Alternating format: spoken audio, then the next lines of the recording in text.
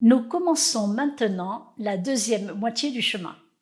Il est jeudi matin et nous quittons Saugues, accompagnés d'un chien qui nous suit pendant quelques kilomètres. Nous partons du chalet du pèlerin en direction de Chanaleille. Chanaleille, eh bien, je ne connaissais même pas le nom.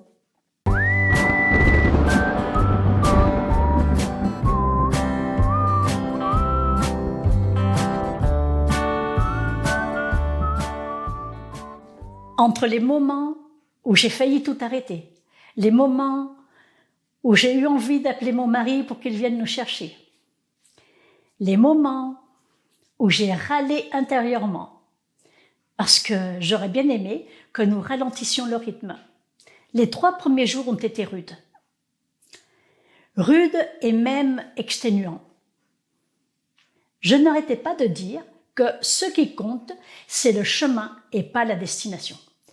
Et je croyais avoir été entendue parce que cette phrase, c'est le chemin qui compte et pas la destination, j'en ai fait mon leitmotiv et je la répétais encore et encore, espérant qu'on ralentirait. Mais non, j'ai l'impression que plus le chemin est dur, plus mes jeunes accélèrent. À un moment, je l'ai dit une fois de trop parce que j'ai cru que Magali perdait son calme et qu'elle allait m'envoyer promener royalement. J'ai donc arrêté de dire ça parce que, bon, nous n'étions pas là pour nous balancer des vacheries à la figure. Et que moi, j'étais là pour vivre une expérience de transmutation, aussi douloureuse soit-elle. Vous voyez, un gros soupir et j'ai marché. Et à la place, je me suis inventé une prière. Ne rigolez pas, je ne suis pas très versée dans la religion catholique, mais là, sur ce chemin, je me suis surprise à me répéter inlassablement « Mon Seigneur est mon berger, il me tient la main pour me conduire sur le chemin. » Pardon, j'en rigole. Oui, je sais que ce n'est pas la vraie prière, mais c'est celle dont j'avais besoin à ce moment-là. Mon Seigneur est mon berger, il me tient la main pour me conduire sur le chemin. Les symboles Riki Karuna sur les jambes et les pieds. L'appel à tous les maîtres ascensionnés, les anges et les archanges que je connais. Et même Jésus, je l'ai appelé en imaginant portant sa croix et donc souffrant beaucoup plus que moi. Vraiment, j'ai essayé de mettre de mon côté tous les guides spirituels, les êtres de lumière et les divinités que je connais afin d'avoir la force de continuer. Et comme une difficulté ne vient jamais seule, c'est la loi de Murphy. Vous savez, si quelque chose est susceptible d'aller mal, alors ça ira mal.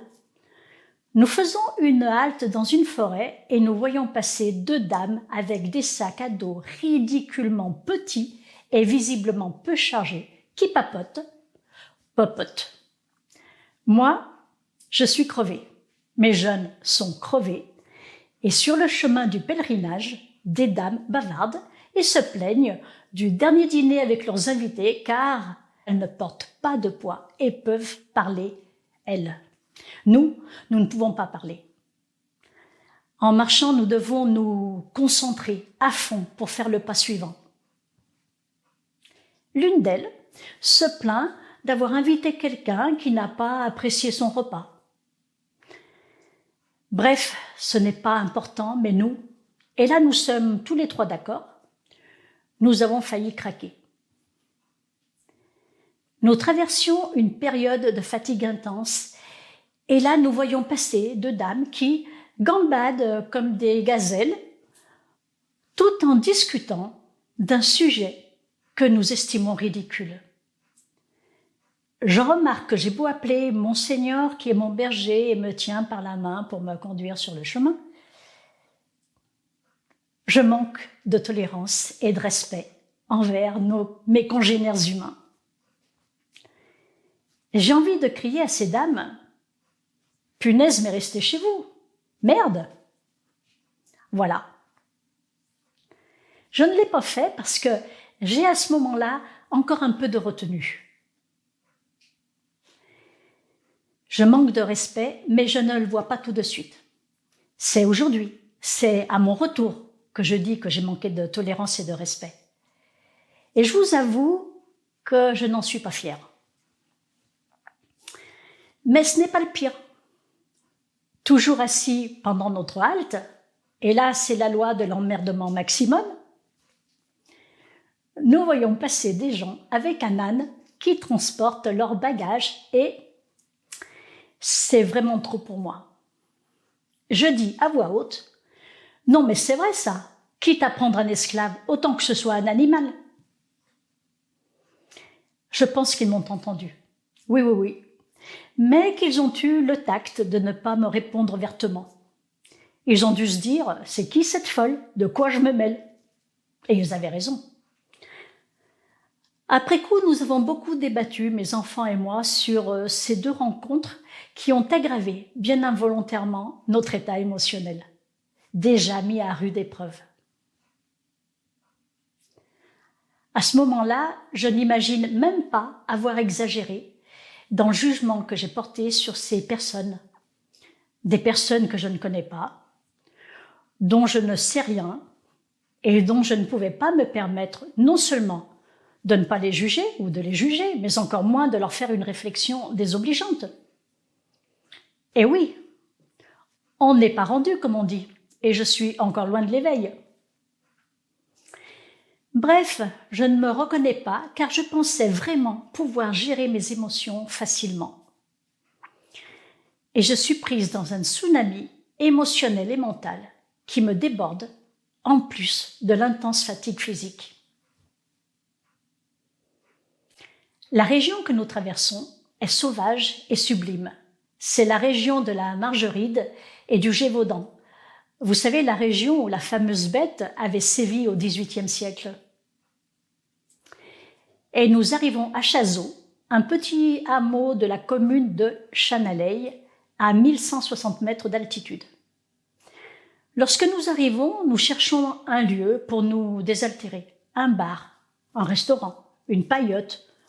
Non, je rigole, mais nous cherchons un endroit où nous pourrions nous installer pour boire ou manger quelque chose. Et tout est fermé. La loi de Murphy, je vous dis. Il y a un gîte, le gîte de la Virlange, dont le panneau indique qu'Élodie arrive à je ne sais plus quelle heure, mais cela va nous faire attendre 2 heures au moins.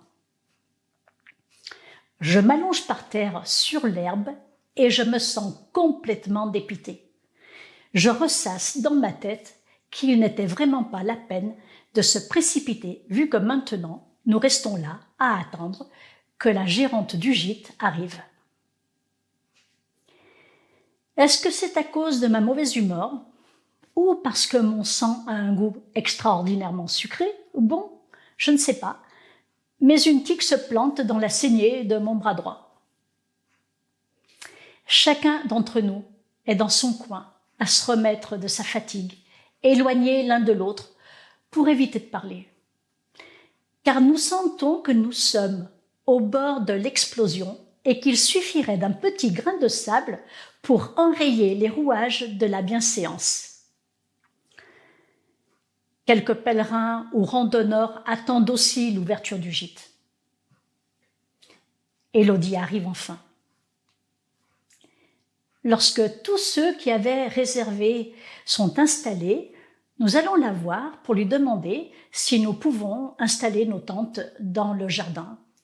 La réponse est non, car il n'y a plus de place, mais merci mon Dieu, nous pouvons nous installer sur le terrain communal en face du gîte. Élodie nous propose d'utiliser les sanitaires du gîte pour prendre une douche et faire notre toilette. Merci Élodie, une personne merveilleuse, soit dit en passant.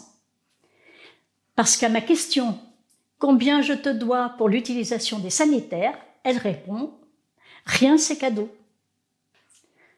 Nous réservons le repas du soir et le petit déjeuner du lendemain chez elle. J'estime que c'est la moindre des choses que de participer financièrement.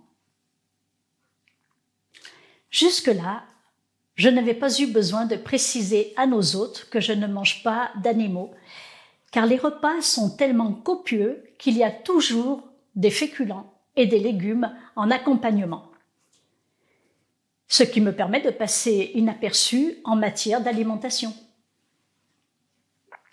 Je précise ici que je dis partout que je ne suis pas végétarienne. Simplement, je ne mange pas d'animaux. Aucun animal.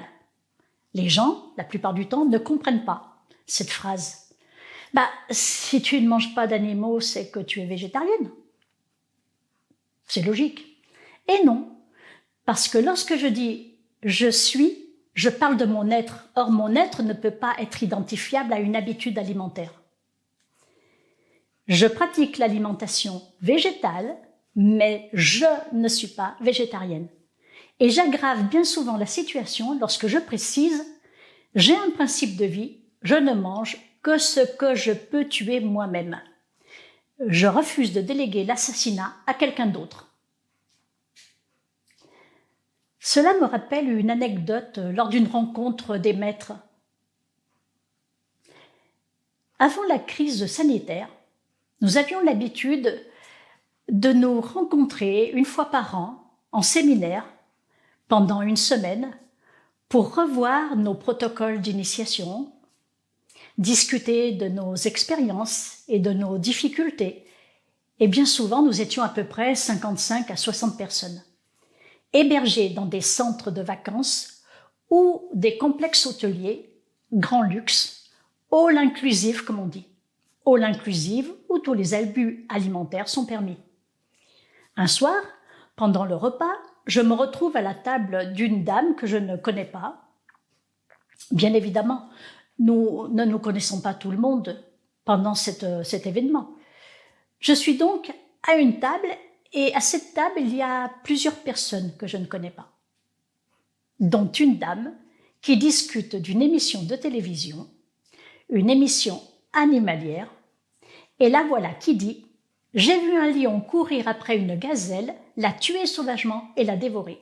Ça m'a fait mal pour la gazelle. » Tout cela en dévorant un steak de bœuf saignant. Pendant ces rencontres, je compte sur moi. Je me lève et quitte la table. Mais j'avais bien envie de lui faire remarquer que la lionne ayant tué la gazelle est bien plus courageuse qu'elle, qui mange une vache tuée par quelqu'un d'autre.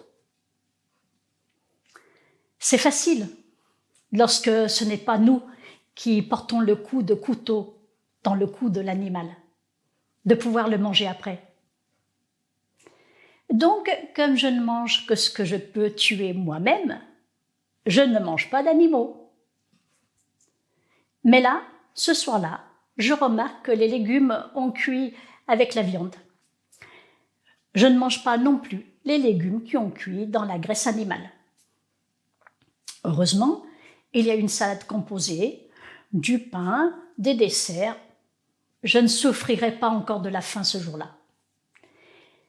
Mais cela attire mon attention. Devrais-je prévenir mes hôtes futurs que je souhaiterais autre chose que des animaux dans mon assiette?